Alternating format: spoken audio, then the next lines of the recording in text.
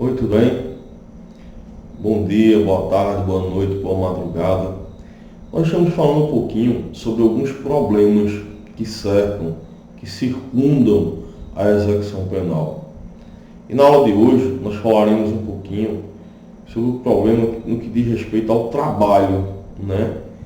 Nós podemos classificar o trabalho na execução penal como dever, mas também direito, né? Tem natureza híbrida, mista. Trabalho na execução penal é um dever do preso, mas também é direito.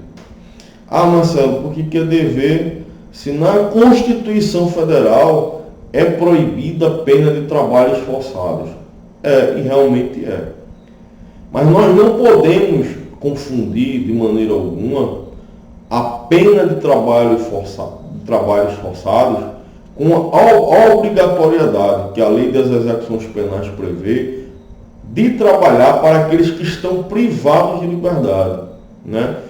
Quando a Constituição Federal proíbe a pena de trabalhos forçados, nós temos que entender que nesse momento a Constituição Federal está se referindo a uma pena que seja exclusivamente para que o preso, né, trabalhe, passe a pena toda trabalhando de forma degradante. Você lembra daqueles filmes americanos, né? Se você é um pouquinho mais velho, igual eu sou, você vai lembrar que alguns filmes americanos passavam a cena do preso trabalhando nas prisões e no meio das pernas uma bola de ferro pesada e quebrando pedra, né? na prisão.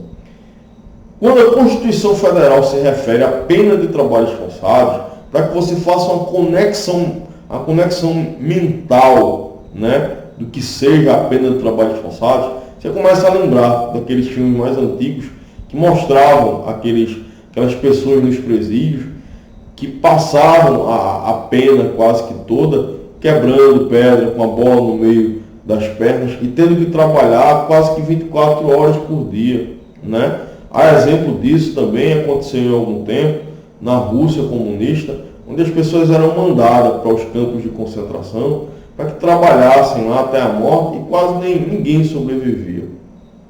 Quando o Constituinte originário proibiu a tal pena, nós temos que lembrar que o nosso país estava saindo, né, do que alguns chamam de ditadura militar, outros de contra-revolução militar. Eu prefiro chamar de regime militar, né? Mas assim, aquelas pessoas, né, que de alguma forma contribuíram, né, para que a nossa Constituição, a Constituição de 88 fosse formada, elas estavam na verdade, temerosas de que aquilo voltasse a acontecer, de que a pena, né, de trabalhos forçados, as penas cruéis, como banimento, como exílio, como tortura, voltassem a acontecer no país.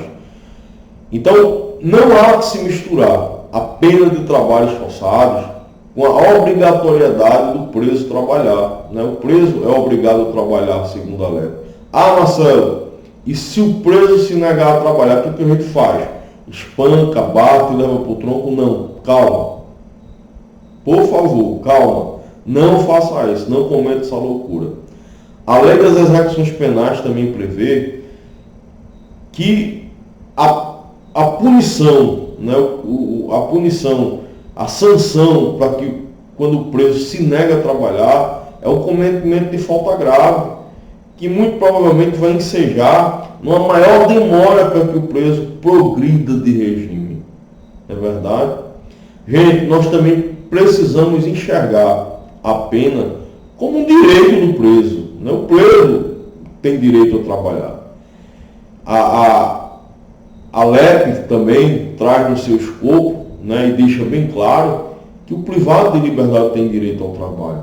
Gente, se você pega um amontoado de gente, de 2.000, de 5.000 pessoas num complexo prisional, e você não dá a oportunidade para que aquelas pessoas estudem, para que aquelas pessoas trabalhem, muito provavelmente elas passarão ali quase que toda a sua pena maquinando coisas que não deveriam. Então é importante que o Estado se programe. É importante que o Estado brasileiro traga e redistribua em seus presídios as vagas para que as pessoas possam trabalhar, para que as pessoas que estão privadas de liberdade saiam da ociosidade. Afinal de contas, mesmo estando presos, o privado de liberdade continua, né, sob a égide do ordenamento jurídico, sobre a lei das execuções penais, e mantém alguns direitos. E um dos direitos, direito e dever, é o direito ao trabalho. Marcelo, e como é que deve ser esse trabalho? Gente, o trabalho do preso, mesmo estando privado de liberdade, ele tem direito a receber no mínimo 3/4 do salário mínimo. No mínimo 3/4 do salário mínimo. Não precisa ser de forma escravista. Não precisa ser um trabalho não remunerado. A lei prevê que o preso deva receber no mínimo 3/4 do salário mínimo. Assim como prevê a lei das execuções penais que a jornada de trabalho por dia do preso não seja inferior a 6 horas, nem superior a 8 horas. Então é muito importante que nós estejamos atentos a essas peculiaridades da lei das execuções penais, para que aquele que é operador do cárcere, aquele que é profissional do cárcere, ou aquele que é estudante de direito e vai se formar e vai virar operador do direito, ou o advogado, o jurista que já opera, é importantíssimo que ele saiba que o privado de liberdade, sob a égide da lei das execuções penais, mantém alguns direitos básicos. Marcelo, e para por aí não. Aquele que trabalha, gente, tem direito de a cada 3 dias de trabalho, de forma comprovada, ter a remissão de um dia na pena. E remissão aí, gente, é remissão com cedilha, porque significa de alguma forma perdão. Ou seja, se a cidadã trabalha 3 dias, né, tem direito ao perdão de um dia da pena. É importante ressaltar que existem também outras formas de remissão, e uma delas é através da frequência em cursos regulares, fundamental, técnico, profissional. E é importante saber que a cada 12 horas de estudo, né, o preso tem direito a um dia de remissão da pena. Vem admitindo os nossos tribunais superiores que inclusive o preso que lê livro na prisão e que de alguma forma comprova essa leitura também tenha direito à remissão da pena. Para os meus senhores, para as minhas senhoras, eu darei uma informação que muitos estranharão, mas o STJ já vem prevendo a possibilidade da remissão de pena, gente, de presos que cantam em coral. Então, assim, quando nós observamos esses milindres, esses detalhes da lei das execuções penais, nós percebemos cada vez mais que, na verdade, e é importante que todos saibamos disso, para não incorrermos em erro, o objetivo da pena no Brasil nunca foi punitivo, não é de punir, não é de se vingar do preso, mas tem um caráter muito mais ressocializativo, né? O objetivo do legislador era, à época, quando se fez a lei, que o preso, de alguma forma, fosse sendo reinserido na sociedade, fosse sendo reeducado na prisão, fosse sendo, de alguma forma, recolocado, reposto na sociedade. Então, para o operador de direito, para o profissional do cárcere, é importantíssimo que nós saibamos esses detalhes. Gente, Marcelo, e aí, o preso pode trabalhar fora? Sim, gente, pode trabalhar fora da prisão.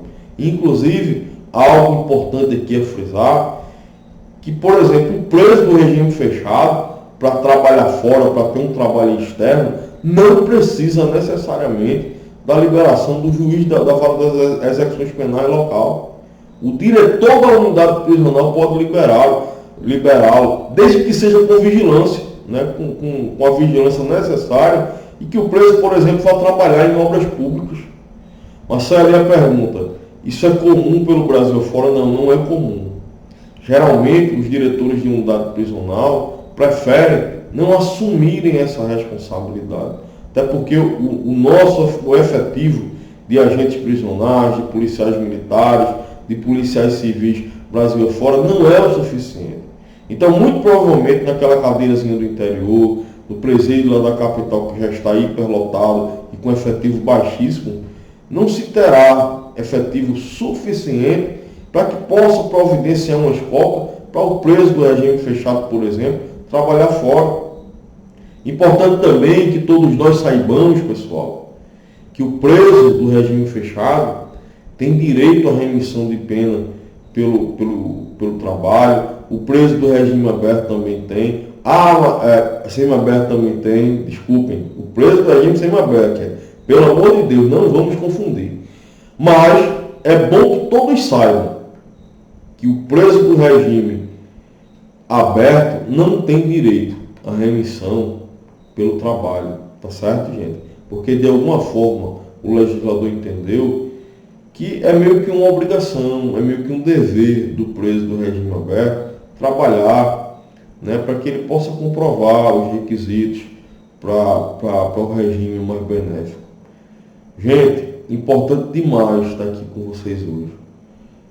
Junto com essa aula, a gente vai estar anexando um texto e que vocês possam estudar. Eu espero que vocês estejam saboreando esse curso sobre a lei das execuções penais, tá certo? E fiquem com Deus. Muito provavelmente amanhã nós teremos uma outra aula e vai dar tudo certo. Eu tenho certeza que todos vocês sairão daqui, né, com um saber melhor sobre a lei das execuções penais.